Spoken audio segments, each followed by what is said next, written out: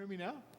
I'm still grateful, Jennifer, for doing those readings. And I talked to her this morning and said not everybody would be comfortable doing that. She did a great job. She reads really well, and you read hard stuff, hard words.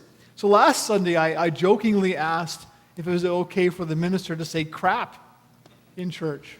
And people, I don't know what you thought, but so this week we had other words. Menstrual blood, discharge, hemorrhage. I didn't choose that reading lightly. There's a reason for it. And having those words in our worship service, there's reasons for that. In order to grasp the good news about God's love that is soaked into every aspect of the gospel stories we heard, first we got to look at some really messy stuff. But life is messy. The world is a messy place. So who remembers cooties? Do you know about cooties? When I was in public school, if one kid said to another, "Ooh, you've got cooties," it meant there was something on you or in you or about you that the other kid thought was gross. And if people got too close to you, the cooties would rub off, right? Like it was an imaginary infection. We can laugh about this now, but there's actually nothing cute about cooties. Because the practice of ostracizing someone by saying, "Oh, you've got cooties," really, it's cruel. It leaves people out. It can be devastating. And cooties are invisible, they're imaginary, they're immaterial, so if someone says you've got cooties, there's no way to prove you don't. Because nobody can see whether they're there or not. So if a popular kid or a bully, too often they act the same way when it comes to this stuff, if they say you've got cooties, what are you going to do? How do you get out of that? How do you deny it? So why are we like this? Why do we do this stuff to each other? Some people think the whole cootie thing is related to body lice. I just get itchy thinking about that.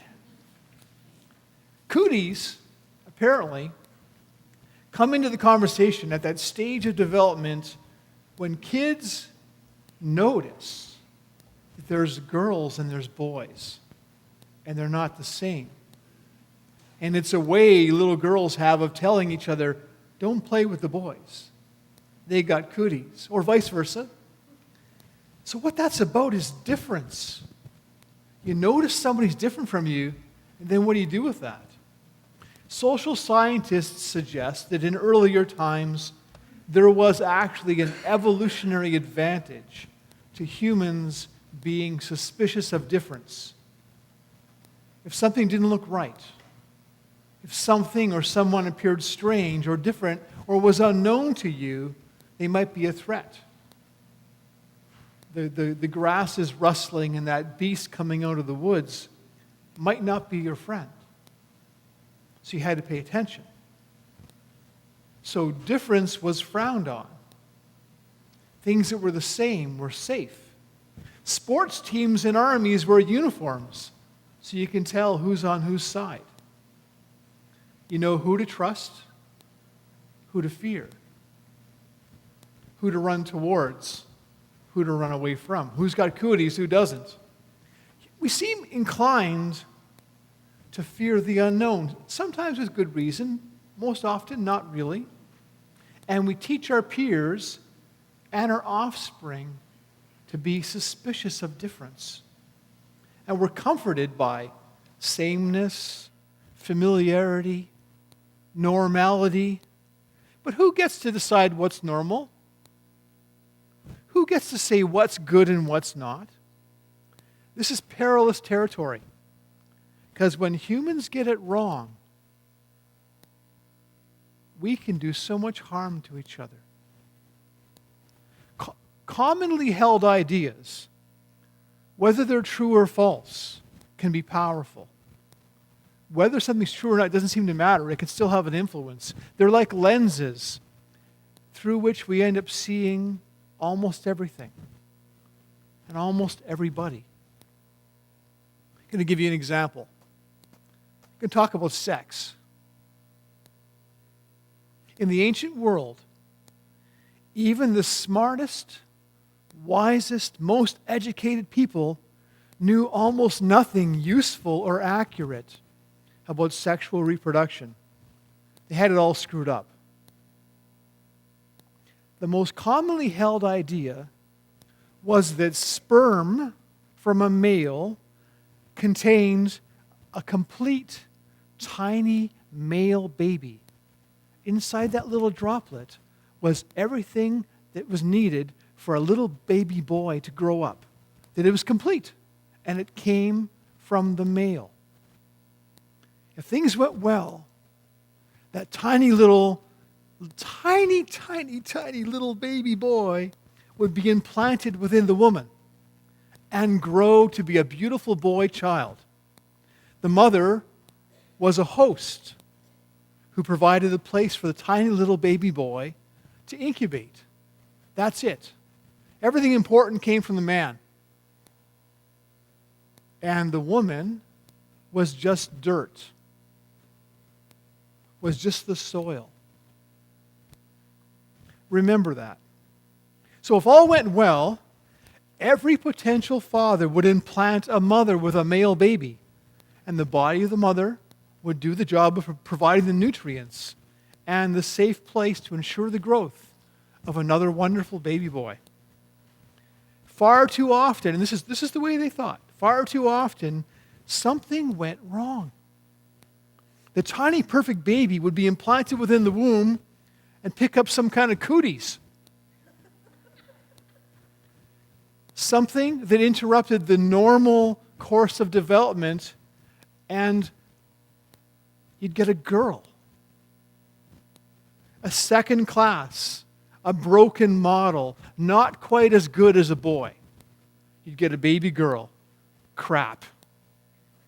Another girl. Got to keep trying. Got to get a boy.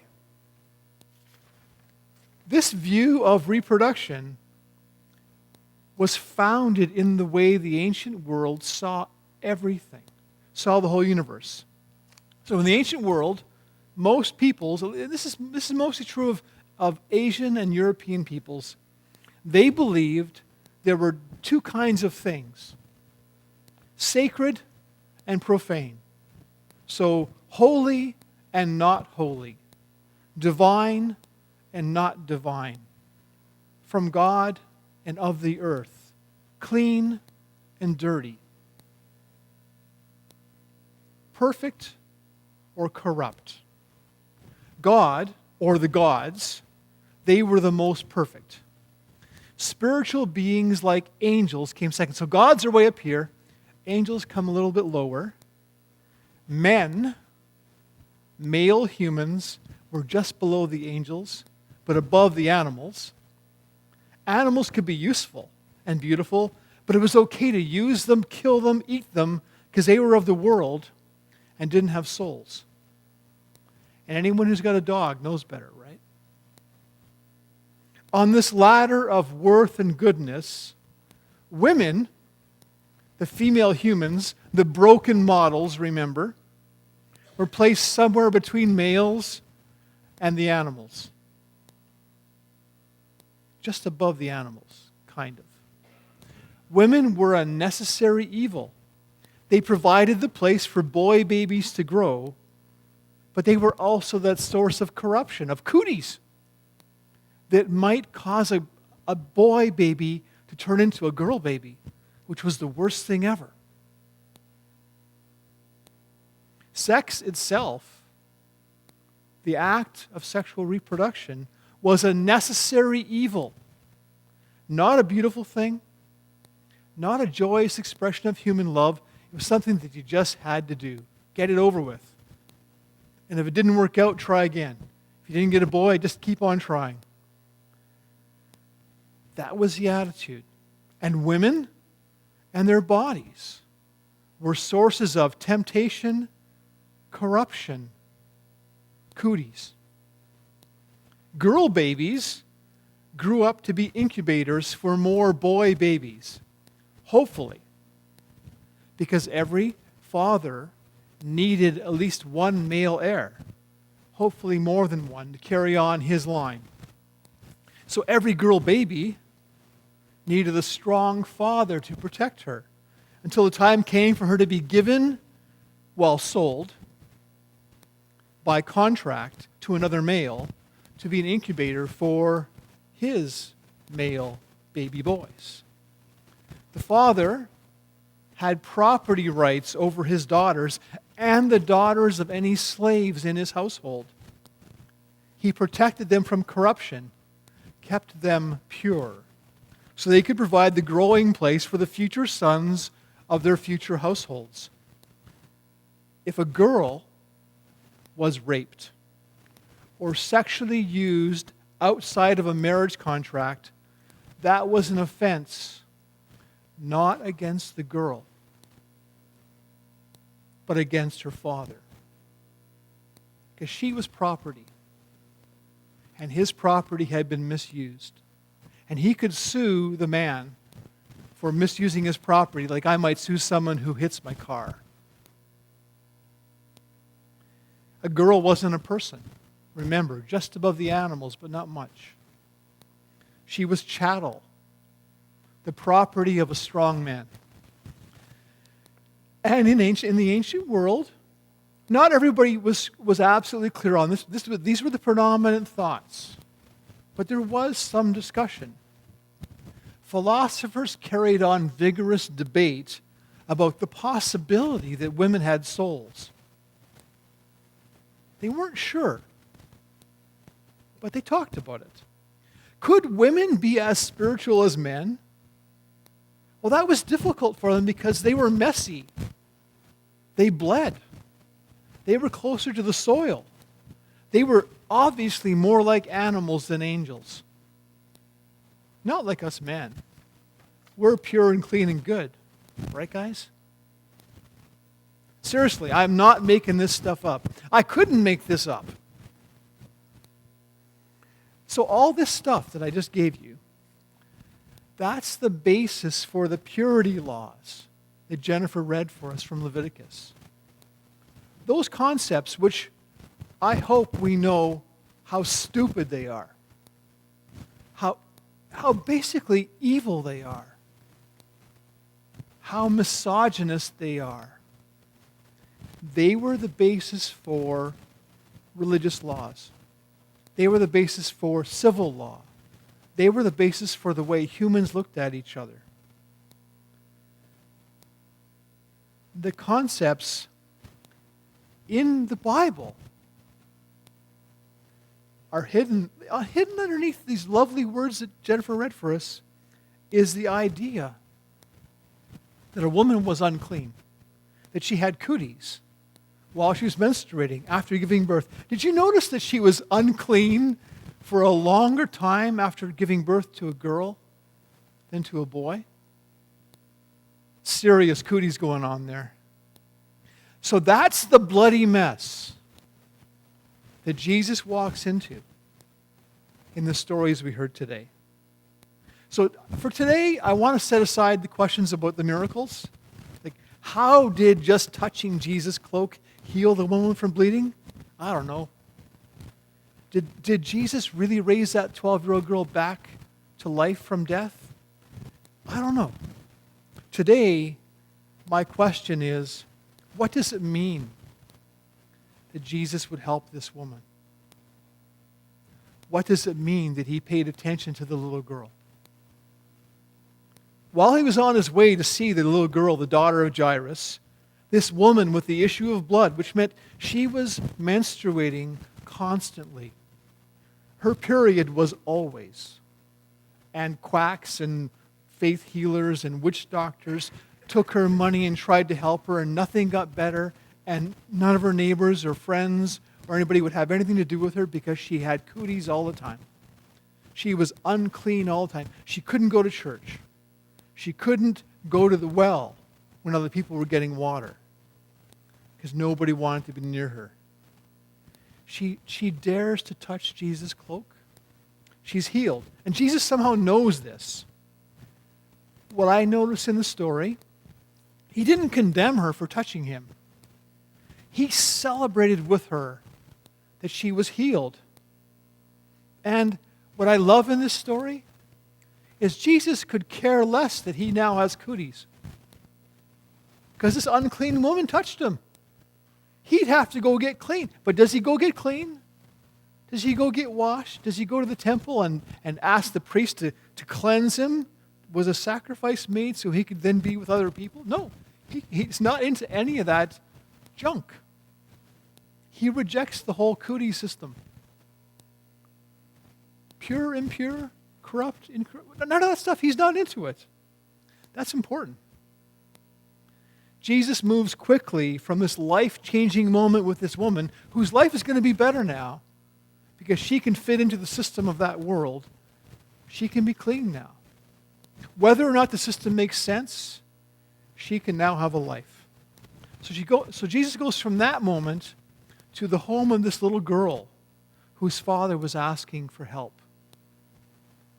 Now, there were those in the crowd who said Jesus was wasting his time. The story says, while he was still talking, some people came from the leader's house and told him, "Your daughter's dead. Why bother the teacher anymore?" You can almost hear the people in the crowd saying, it might be different if it was a son. If it was a boy who was sick or dying, that Jesus should run. But it's just a girl. Not so important. Jesus goes. He enters the child's room. He clasps her hand and says, "Talitha cum," which means, "Little girl, get up." And she did. She rose up. That sounds like resurrection. Sounds like going from death to life. It also sounds like climbing the social ladder. Maybe she's not just a cut above the animals. Maybe she's closer to the angels. Rising from the profane, the worldly, the corrupt, the soulless mess of the world, she gets recognized as one who matters. Jesus let her know that her life mattered.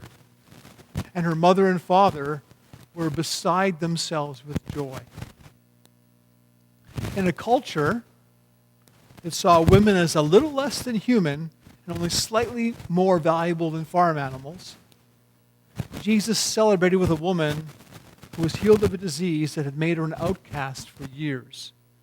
He rejoices with the parents who have now restored to life their precious little girl. With everything that he said and did, Jesus proclaimed that every person is a beloved child of God. What he's doing in this story, he's rejecting the world's ideas about who's good and who's bad, who's corrupt, who's pure, who's good, who's evil. He's saying God made everyone. God loves everyone.